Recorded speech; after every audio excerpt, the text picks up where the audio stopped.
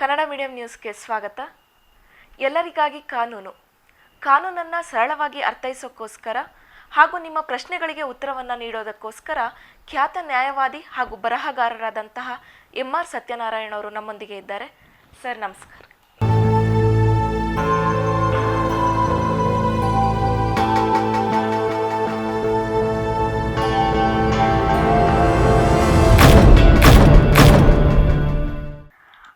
Sir, ನಮ್ಮ ಪ್ರೇಕ್ಷಕರೊಬ್ಬರು ಒಂದು ಪ್ರಶ್ನೆಯನ್ನು ಕಳಿಸಿದ್ದಾರೆ. ಅವರು ಚಿಕ್ಕಮಗಳೂರು ತಾಲೂಕಿನ ತರೀಕೆರೆಯ ಚಂದ್ರಪ್ಪ ಅನ್ನೋರು. ಅವರ ಪ್ರಶ್ನೆ ಈ ಥರ ಇದೆ ಸರ್.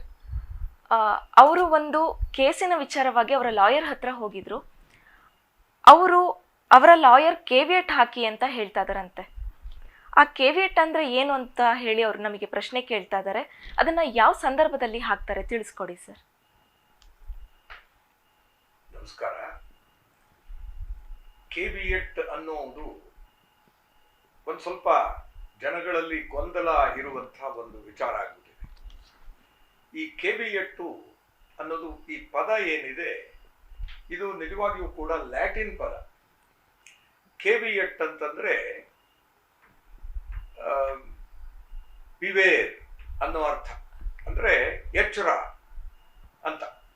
ಏನು ಎಚ್ಚರ ಅಂತಂದ್ರೆ, ಸಾಧಾರಣವಾಗಿ ಈ ಕೋರ್ಟುಗಳು ಇವುಗಳಲ್ಲಿ ಕೇಸು ಹಾಕ್ತಾರಲ್ಲ, ಕೇಸು ಹಾಕಿದಾಗ ಎದುರುಗಡೆ ಪಾರ್ಟಿಯ ಗಮನಕ್ಕದು ಬಾರದೆ ಅವನ ಗೈರು ಹಾಜರಿನಲ್ಲಿ ಒಂದು ಮಧ್ಯಂತರ ಆದೇಶವನ್ನು ಕೆಲವು ಸಲ ಪಡ್ಕೊಂಡು ಬಿಡ್ತೇವೆ.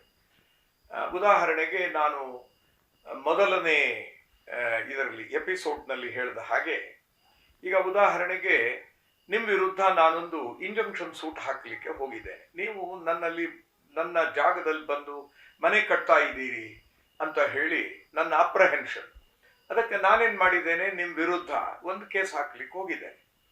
ಈಗ ನಿಮಗೆ ಆ ವಿಚಾರ ಗೊತ್ತಿಲ್ಲ. ನಾನೀಗ ಇಂಜಂಕ್ಷನ್ ಅನ್ನ ಪಡೆದು ಬಿಡ್ಬೋದು, ಯಾವುದು ಟೆಂಪರರಿ ಇಂಜಂಕ್ಷನ್, ಅಥವಾ ಅದನ್ನು ನಾನು ad interim ex parte injunction ಅಂತ ಕರೆದೆ. ಆ ಇಂಜಂಕ್ಷನ್ ಅನ್ನು ನಾನು ತಗೊಂಡ್ಬಿಡ್ಬೋದು. ಆಗ ನಿಮಗೆ ತೊಂದರೆ ಆಗತ್ತೆ. ನಾನು ಈ ರೀತಿ ಕೋರ್ಟಿಗೆ ಹೋಗ್ತಾ ಇದ್ದೀನಿ ನಿಮ್ಮ ವಿರುದ್ಧ ಅಂತ ಗೊತ್ತಾದಾಗ ನೀವು ಮಾಡಬಹುದಾದ ಒಂದು ಒಳ್ಳೆ ಕೆಲಸ ಅಂತಂದ್ರೆ, ಒಂದು ಕೇವಿಯಟ್ ಪಿಟಿಷನ್ ಅನ್ನ ಕೋರ್ಟ್ ಅಲ್ಲಿ ಹಾಕೋದು. ಇದು ನಮ್ಮಲ್ಲಿ ಸಿವಿಲ್ ಪ್ರೊಸೀಜರ್ ಕೋಡ್ ಅಂತ, ನಮ್ಮ ವ್ಯವಹಾರ ಈ ವ್ಯಾಜ್ಯಗಳು ಏನಿದಾವೆ ಇವುಗಳಿಗೆ ಸಂಬಂಧಪಟ್ಟ ಹಾಗೆ ಈ ಸಿವಿಲ್ ಪ್ರೊಸೀಜರ್ ಕೋಡ್ ಅನ್ನೋದು ಯಾವ ರೀತಿ ಏನ್ ಮಾಡಬೇಕು, ಏನ್ ಕಥೆ ಇತ್ಯಾದಿಗಳನ್ನ ತಿಳಿಸುತ್ತೆ. ಅದರಲ್ಲಿ 148A ಅನ್ನೋ ಸೆಕ್ಷನ್ ಏನಿದೆ, ಅದು ಹೊಸದಾಗಿ ಅದಕ್ಕೆ CPCಗೆ ಸೇರಿಸಿರೋದು, ಈ ಕೋಡ್ ಆಫ್ ಸಿವಿಲ್ ಪ್ರೊಸೀಜರ್ಗೆ. ಆ 148A ಸೆಕ್ಷನ್ ನಲ್ಲಿ ಈ ಕೇವಿಯಟ್ ಬಗ್ಗೆ ಬರೆದಿಟ್ಬಿಟ್ಟಿದ್ದಾರೆ. ಏನು ಕೇವಿಯಟ್ ಅಂದ್ರೆ, ನಾನು ಮೊದಲೇ ಹೇಳಿದೆ, ಎಚ್ಚರ ಅಂತ ನೋಟಿಸ್ ಕೊಡೋದು. ಯಾರಿಗೆ ನೋಟಿಸ್ ಅಂತಂದ್ರೆ, ಕೋರ್ಟಿಗೆ ನೋಟಿಸ್ ಕೊಡ್ತಾ ಇರೋದು. ಏನಂತ, MRS ಅನ್ನೋರು ನನ್ನ ವಿರುದ್ಧ ಏನೋ ಒಂದು ಕೇಸ್ ಹಾಕಬೇಕು ಅಂತ ಹೊರಟಿದ್ದಾರೆ, ನನಗೆ ಹಾಗಂತ ಅನ್ಸಿದೆ. ಅವರು ಒಂದು ವೇಳೆ ಆ ರೀತಿ ನನ್ನ ವಿರುದ್ಧ ಕೇಸ್ ಹಾಕಿದ್ರೆ, ನನ್ನ ವಿರುದ್ಧ ಆ ಕೇಸ್ನಲ್ಲಿ ಮಧ್ಯಂತರ ಕೆಲವು ಪರಿಹಾರಗಳನ್ನು ಕೇಳ್ಬೋದು.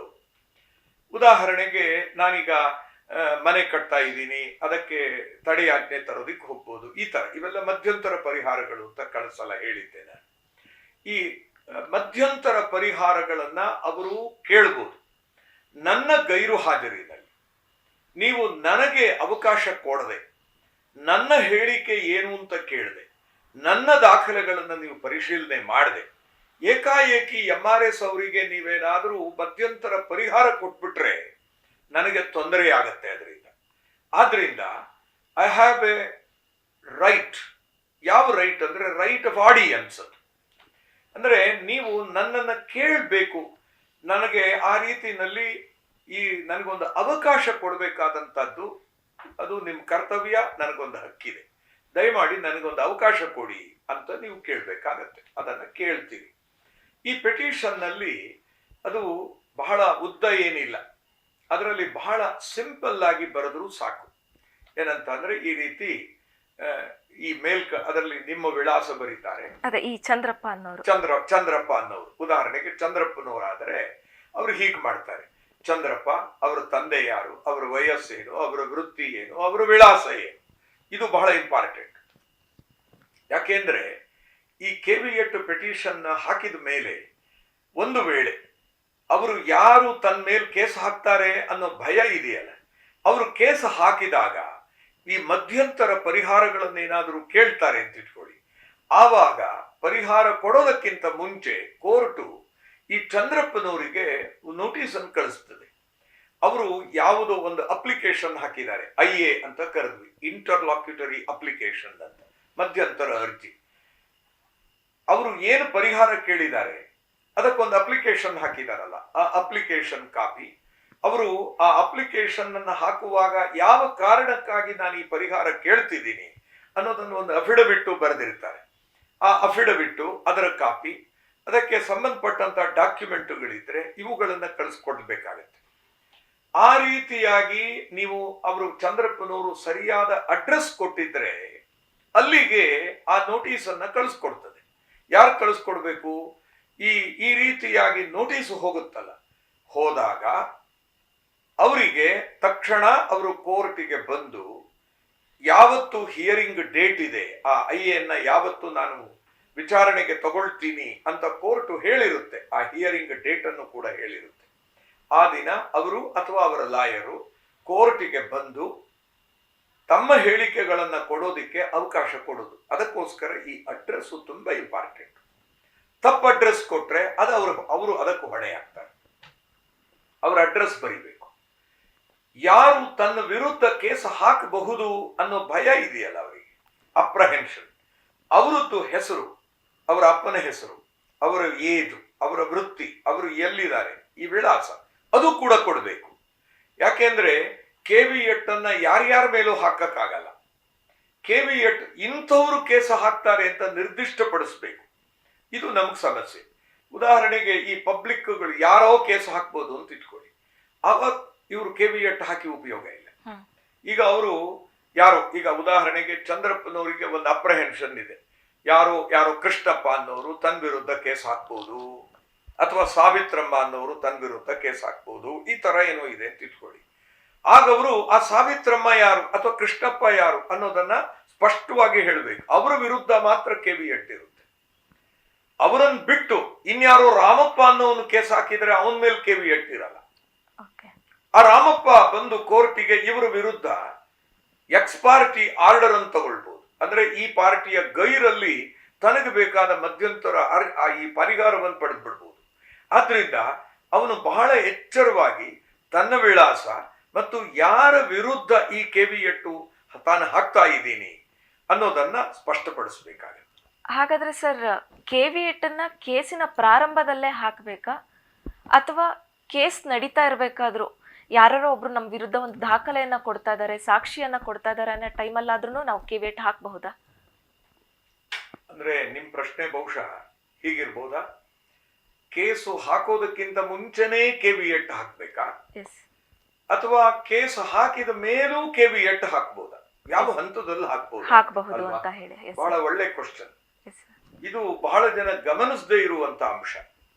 ಈಗ ಒಂಚೂರು ಆ ಸೆಕ್ಷನ್ ಅನ್ನೇ ನಿಮಗೆ ಒಂದ್ಸಲ ಅದನ್ನ ತೋರಿಸ್ತೀನಿ, ಯಾವ ತರ ಅದನ್ನ ಹೇಳಿದ್ದಾರೆ ಈ ಶಾಸನಕರ್ತರು ಅಂತ. ಸಾಧಾರಣವಾಗಿ ಜನ ಎಲ್ಲ ತಿಳ್ಕೊಂಡಿರೋದು ಕೇಸು ಹಾಕೋದಕ್ಕಿಂತ ಮುಂಚೆನೇ ಕೆವಿಎಟ್ ಹಾಕ್ಬೇಕು ಅಂತ. ಆದ್ರೆ ಸೆಕ್ಷನ್ ಏನ್ ಹೇಳ್ತದೆ, ಶಾಸನಕರ್ತರು ಏನ್ ಹೇಳ್ತಾರೆ ಅಂದ್ರೆ ಕೇಸ್ ಹಾಕಿದ ಮೇಲೂ ಹಾಕ್ಬೋದು, ಕೆವಿಎಟ್ ಹಾಕ್ಬೋದು.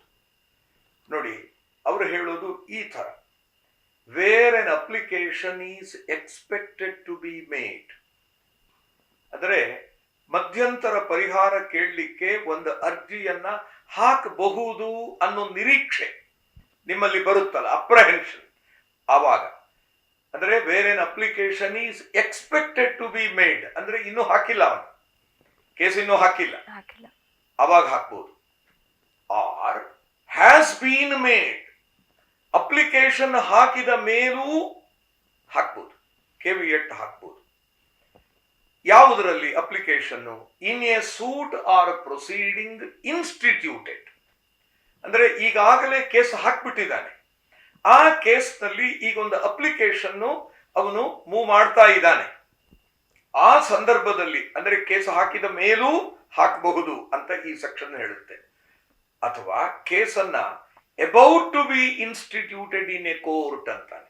ಅಂದ್ರೆ ಇನ್ನು ಕೇಸ್ ಹಾಕಿಲ್ಲ, ಕೇಸ್ ಹಾಕ್ಲಿಕ್ಕೆ ಹೊರಟಿದ್ದಾನೆ, ಅದರಲ್ಲಿ ಅಪ್ಲಿಕೇಶನ್ ಹಾಕ್ತಾ ಇದ್ದಾನೆ. ಈ ಎರಡೂ ಸಂದರ್ಭಗಳನ್ನ ಇಲ್ಲಿ ಶಾಸನಕರ್ತರು ಕೊಟ್ಟಿದ್ದಾರೆ. ಯಾರು ಹಾಕ್ಬೋದು? Any person. ಎನಿ ಪರ್ಸನ್ ಅಂದ್ರೆ who is claiming a right to appear before the court on the hearing of such application ಅಂತ. ಅಂದ್ರೆ ಅಲ್ಲಿಗೇನಾಯ್ತು, ಈಗಾಗಲೇ ಕೇಸ್ ಹಾಕಿದ್ದಾನೆ ನಿಜ, ಅಪ್ಲಿಕೇಶನ್ ಮೂವ್ ಮಾಡಿಲ್ಲ. ಅಪ್ಲಿಕೇಶನ್ ಇನ್ನು ಇತ್ಯರ್ಥ ಆಗಿಲ್ಲ, ಒಂದು ಪರಿಹಾರ ಕೊಟ್ಟ ಮೇಲೆ ಕೆವಿಎಟ್ ಹಾಕೋದ್ರೊಳಗೆ ಅರ್ಥ ಇಲ್ಲ. ಯಾಕೆ? ಕೆವಿಎಟ್ಟಿನ ಉದ್ದೇಶ ಏನು? ಮಧ್ಯಂತರ ಪರಿಹಾರ ಕೊಡೋದಕ್ಕಿಂತ ಮುಂಚೆ ಅದನ್ನ ತಡೆ ಹಿಡಿಯೋದು, ನನ್ನನ್ನು ಕೇಳಿ ಅನ್ನೋದು. ಪರಿಹಾರ ಕೊಟ್ಬಿಟ್ಟಿದೆ ಕೋರ್ಟು, ಆಮೇಲೆ ಕೆವಿಎಟ್ ಉಪಯೋಗ ಇಲ್ಲ. ಆದ್ರಿಂದ ಅಲ್ಲಿಗೆ ನೀವು ಕೇಳಿದ ಪ್ರಶ್ನೆಗೆ ಇದು ಉತ್ತರ ಏನು? ಕೇಸು ಇನ್ನು ಹಾಕಿಲ್ಲ, ಅಬೌಟ್ ಟು ಬಿ ಇನ್ಸ್ಟಿಟ್ಯೂಟೆಡ್. ಆಗ ಅಲ್ಲೊಂದು ಅಪ್ಲಿಕೇಶನ್ ಬೀಳೋ ಸಾಧ್ಯತೆ ಇದೆ, ಪರಿಹಾರ ತಗೊಳ್ಳೋ ಸಾಧ್ಯತೆ ಇದೆ. ಸೊ ಆಗ ಕೇಸು ಹಾಕಿದ್ರು ಅಂದ್ರೆ ಇನ್ನು ಹಾಕಿಲ್ಲ, ಹಾಕೋದಕ್ಕಿಂತ ಮುಂಚೆನೆ ಅಪ್ಲಿಕೇಶನ್ ಅನ್ನು ಅದರೊಳಗೆ ಮೂವ್ ಮಾಡ್ಬೋದು ಅನ್ನೋ ಭಯ ಇದೆ, ಆವಾಗ ಕೆವಿಎಟ್ ಹಾಕ್ಬೋದು. ನಂಬರ್ 1.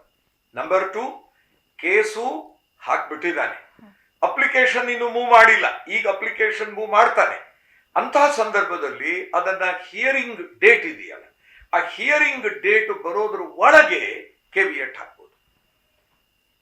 ಈ ರೀತಿ ಎರಡು ತರದಲ್ಲೂ ಕೆವಿಎಟ್ ಹಾಕ್ಬೋದು. ಇದು ಬಹಳ ಒಳ್ಳೆ ಪ್ರಶ್ನೆ. ಪ್ರಾರಂಭದ ಹಂತದಲ್ಲೂ ಹಾಕಬಹುದು, ಕೇಸ್ ನಡೀತಾ ಇರ್ಬೇಕಾದ್ರೂ ಕೇಸ್ ನಡೆಯುವಾಗ ಅಪ್ಲಿಕೇಶನ್ ಇನ್ನು ಇತ್ಯರ್ಥ ಆಗೋದಕ್ಕಿಂತ ಮುಂಚೆ. ಆದ್ರೆ ಅಪ್ಲಿಕೇಶನ್ ಹ್ಯಾಸ್ ಬೀನ್ ಮೇಡ್ ಅಂತ ಅಂದ್ರೆ ಅಪ್ಲಿಕೇಶನ್ ಅನ್ನ ಹಾಕ್ಬಿಟ್ಟಿದ್ದಾನೆ, ಆದ್ರೆ ಇನ್ನು ಹಿಯರಿಂಗಿಗೆ ತಗೊಂಡಿಲ್ಲ ಕೋರ್ಟ್, ಆಗ ಕೆವಿಎಟ್ ಹಾಕ್ಬೋದು.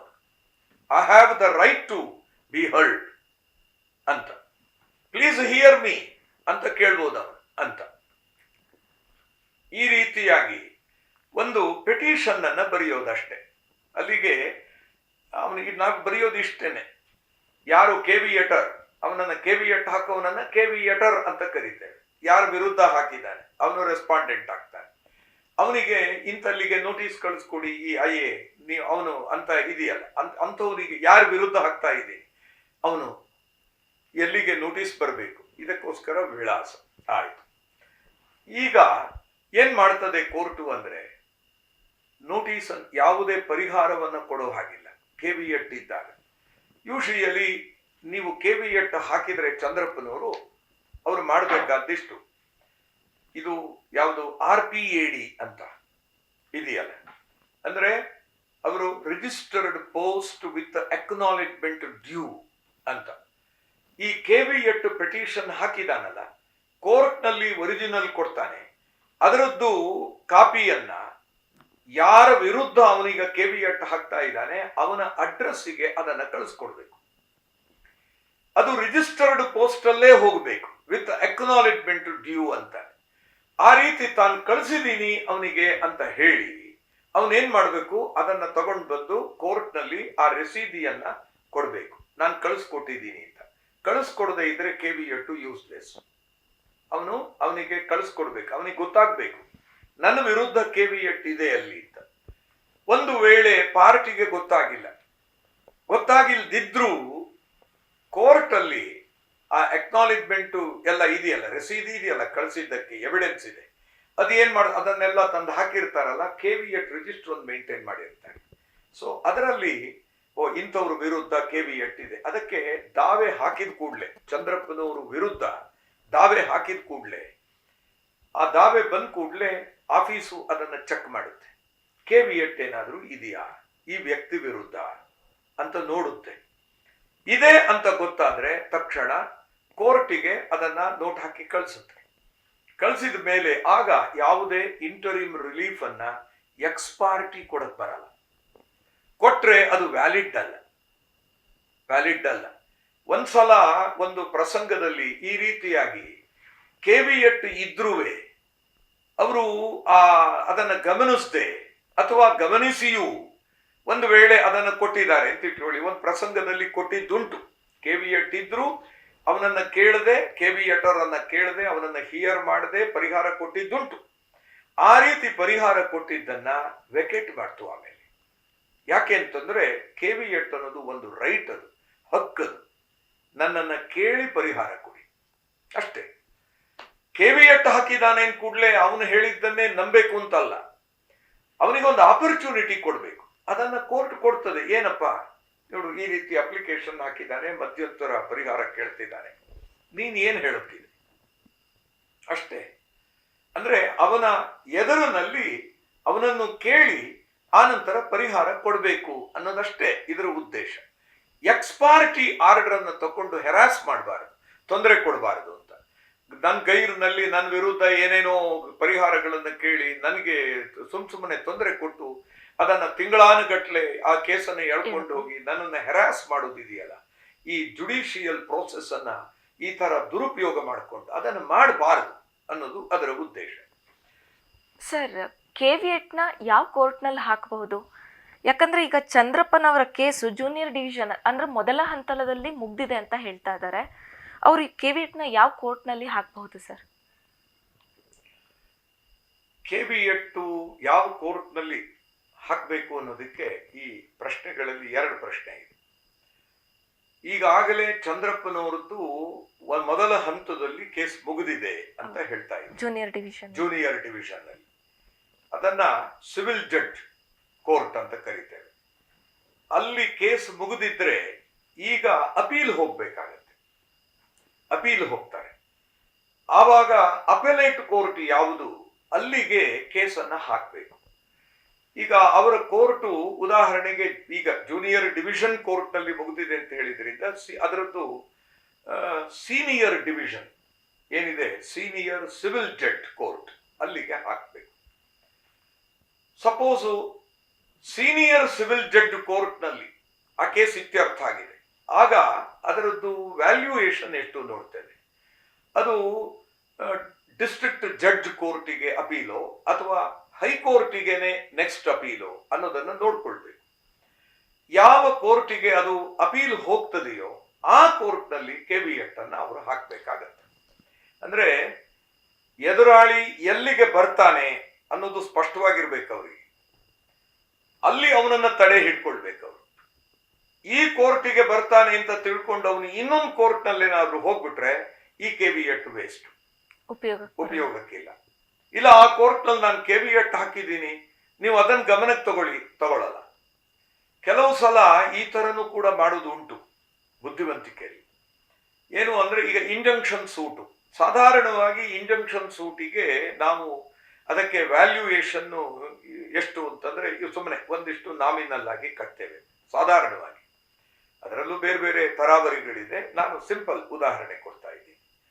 ಅವಾಗ ಏನಾಗ್ಬೋದು ಅಂದ್ರೆ ಸಾಧಾರಣವಾಗಿ ಅದು ಜೂನಿಯರ್ ಡಿವಿಷನ್ ಕೋರ್ಟ್ ನಲ್ಲಿ, ಅಂದರೆ ಸಿವಿಲ್ ಜಡ್ಜ್ ಕೋರ್ಟ್ ನಲ್ಲಿ ಜೂನಿಯರ್ ಡಿವಿಷನ್ ಕೋರ್ಟ್ ಅಲ್ಲಿಗೆ ಬರುತ್ತೆ. ಬುದ್ಧಿವಂತ ಅವನು ಏನ್ ಮಾಡ್ಬೋದು ಅಂದ್ರೆ ಅದರ ವ್ಯಾಲ್ಯೂಯೇಷನ್ 5 ಲಕ್ಷಕ್ಕಿಂತ ಹೆಚ್ಚಿಗೆ ಮಾಡ್ತಾನೆ. ಈ ಇಂಜಂಕ್ಷನ್ ರಿಲೀಫ್ ಏನಿದೆ ನಾನು ಕೇಳ್ತಾ ಇರೋದು, I value it at ₹6 lakh ಅಂತ ಬರೀತಾನೆ. 6 ಲಕ್ಷಕ್ಕೆ ಕೋರ್ಟ್ ಫೀ ಕೊಡ್ತಾನೆ ಅವನು. ಹೆಚ್ಚಿಗೆ ಕೋರ್ಟ್ ಫೀ ಕಟ್ಟಿ ಸೀನಿಯರ್ ಡಿವಿಷನ್ಗೆ ಹೋಗ್ಬಿಡ್ತಾನೆ. ಆವಾಗ ಏನಾಗ್ಬಿಡುತ್ತೆ, ಈ ಜೂನಿಯರ್ ಡಿವಿಷನ್ ನಲ್ಲಿ ಹಾಕಿದ್ದ ಕೇಸ್, ಇದು ಕೇವಿಯಟ್ ಏನಿದೆ ಅಲ್ಲಿ ಕೇಸ್ ಬೀಳುವುದಿಲ್ಲ, ವೇಸ್ಟ್ ಆಯ್ತು. ಇಲ್ಲಿ ಕೇವಿಯಟ್ ಇದೆ, ಆದರೆ ಅವನು ಹೈಯರ್ ಕೋರ್ಟಿಗೆ ಹೋಗ್ಬಿಟ್ಟಿದ್ದಾನೆ. ಆದ್ರಿಂದ ಈ ಕೇವಿಯಟ್ ದಂಡ. ಸರ್, ಈ ಕೇವಿಯಟ್ ಅನ್ನ ಒಮ್ಮೆ ಚಂದ್ರಪ್ಪ ಅವ್ರು ಹಾಕಿದ್ರು ಅಂತ ಅಂದ್ರೆ ಅವ್ರ ಅಪೋಸಿಟ್ ಪಾರ್ಟಿ ಅವರು ಯಾವುದೇ ದಿನಗಳಲ್ಲಿ ಬಂದು ಕೇಸ್ ಹಾಕಿದ್ರು ಕೋರ್ಟ್ ಚಂದ್ರಪ್ಪ ಅವ್ರ ಗಮನಕ್ಕೆ ತರತ್ತ? ಹಾಗೆ ಈ ಕೇವಿಯಟ್ ಎಷ್ಟು ದಿನಗಳ ಕಾಲ ಇರುತ್ತೆ ಸರ್? ಇದು ಬಹಳ ಒಂದು ಒಳ್ಳೆ ಪ್ರಶ್ನೆ, ಮುಖ್ಯವಾದ ಪ್ರಶ್ನೆ. ಕೇವಿಯಟ್ಗೆ 90 ದಿನದ ಅವಧಿ ಮಾತ್ರ ಕೊಟ್ಟಿದೆ ಸೆಕ್ಷನ್ 148A. ಯಾವತ್ತಿಂದ? ಯಾವತ್ತು ಕೋರ್ಟ್ ನಲ್ಲಿ ಅದನ್ನ ಲಾಡ್ಜ್ ಮಾಡ್ತಾರೆಯೋ ಅಲ್ಲಿಂದ 90 ದಿನ. 91ನೇ ದಿನ ಅವನು, ಹಾಗಾಗಿ ಕೆಲವರು ಕಾಯೋದು ಉಂಟು. KV8 ಬಂದಿದೆ. ಸಾಧಾರಣವಾಗಿ ಏನ್ ಮಾಡ್ತಾರೆ ಕ್ಲೈಂಟ್ಗಳು ಅಂದ್ರೆ, ಒಂದ್ಸಲ ಲಾಯರ್ ಹತ್ರಕ್ಕೆ ಹೋಗ್ಬಿಡ್ತಾರೆ, KV8 ಹಾಕಿ ಸಾರ್ ಅಂತಾರೆ, ಎಲ್ಲ ಸೈನ್ ಗೀನ್ ಮಾಡ್ಕೊಟ್ಟು ಹೊಟ್ಟೋಗ್ಬಿಡ್ತಾರೆ, ಮತ್ ಬರುವುದೇ ಇಲ್ಲ. ಅದು ಲಾಯರ್ಗಳು ಕೂಡ ಗಮನಿಸಿರಲ್ಲ. ಎಷ್ಟೋ ಸಲ ಅವರಿಗೆ ಅವರ ಕಕ್ಷಿದಾರರುಗಳು ಬಹಳ ಜನ ಇದ್ದು ಅವರು ಕೂಡ ಗಮನಿಸದೇನೂ ಇರಬಹುದು. 90 ದಿನ ಆಗೋಗ್ಬಿಡುತ್ತೆ. ಇದು ಎದುರಾಳಿಗೂ ಅವನಿಗೂ ಆ ವೀಕ್ನೆಸ್ ಗೊತ್ತಿರುತ್ತೆ. ಎಷ್ಟೋ ಜನಕ್ಕೆ ಅದರ ಅನುಭವಗಳಿದೆ, ಆ ನಾಲೆಡ್ಜು ಇದೆ. ಅವ್ರು ಏನ್ ಮಾಡ್ತಾರೆ, ಸುಮ್ಮನೆ ಇದ್ಬಿಡ್ತಾರೆ, ಕೇಸೇ ಹಾಕಲ್ಲ. 91ನೇ ದಿನ ಕೇಸೆಲ್ಲ ರೆಡಿ ಇರುತ್ತೆ. 91ನೇ ದಿನ ಬಂದು ಕೋರ್ಟಲ್ಲಿ ಫೈಲ್ ಮಾಡ್ತಾರೆ. ಈ KV8 ನೆನ್ನೆಗೆ ಮುಗಿದೋಗಿದೆ. ಇವತ್ತು ಕೋರ್ಟಿಗೆ ಅದು ಬಂಧನಕಾರಿ ಅಲ್ಲ. ಹಾಗಾಗಿ ಕೇಸು ಹಾಕಿದ್ರು ಕೋರ್ಟು ಆ ಸತ್ತು ಹೋಗಿರೋ KV8 ಏನಿದೆ ಅದರ ಮೇಲೆ ಯಾವುದೇ ಆಕ್ಷನ್ ತಗೊಳ್ಳೋದಿಲ್ಲ. ಅದು ಈಗ ಔಟ್ಡೇಟೆಡ್. KV8ನ ಬಗ್ಗೆ ಸಾಕಷ್ಟು ಮಾಹಿತಿಯನ್ನು ನೀಡಿದಂತಹ ನಿಮಗೆ ಧನ್ಯವಾದಗಳು ಸರ್. ಪ್ರಶ್ನೆಯನ್ನು ಕಳಿಸಿದಂತಹ ಚಂದ್ರಪ್ಪ ಅವರಿಗೆ ಎಲ್ಲ ಉತ್ತರ ಸಿಕ್ಕಿದೆ ಅಂತ ಹೇಳಿ ನಾವು ಭಾವಿಸ್ತೇವೆ. ಇದೇ ರೀತಿ ನಿಮಗೆ ಕಾನೂನಿನ ಬಗ್ಗೆ ಯಾವುದಾದಂತಹ ಪ್ರಶ್ನೆಗಳಿದ್ದರೆ ನಮ್ಮ ಕಮೆಂಟ್ ಬಾಕ್ಸಲ್ಲಿ ಕಮೆಂಟ್ ಮಾಡಿ. ಮುಂದಿನ ದಿನಗಳಲ್ಲಿ ಆ ಪ್ರಶ್ನೆಗಳಿಗೆ ನಾವು ಸಲಹೆಗಳನ್ನು ನೀಡ್ತೀವಿ. ಇದು ಎಲ್ಲರಿಗಾಗಿ ಕಾನೂನು. ಇಂತಹ ವಿಶೇಷ ಅಂಕಣಗಳಿಗಾಗಿ ನೋಡ್ತಾ ಇರಿ ಕನ್ನಡ ಮೀಡಿಯಂ ನ್ಯೂಸ್, ಸಂಭವಿಸು ಸಮಸ್ತರ ನಡುವೆ. ಸಬ್ಸ್ಕ್ರೈಬ್ ಆಗಿ, ಸಪೋರ್ಟ್ ಮಾಡಿ.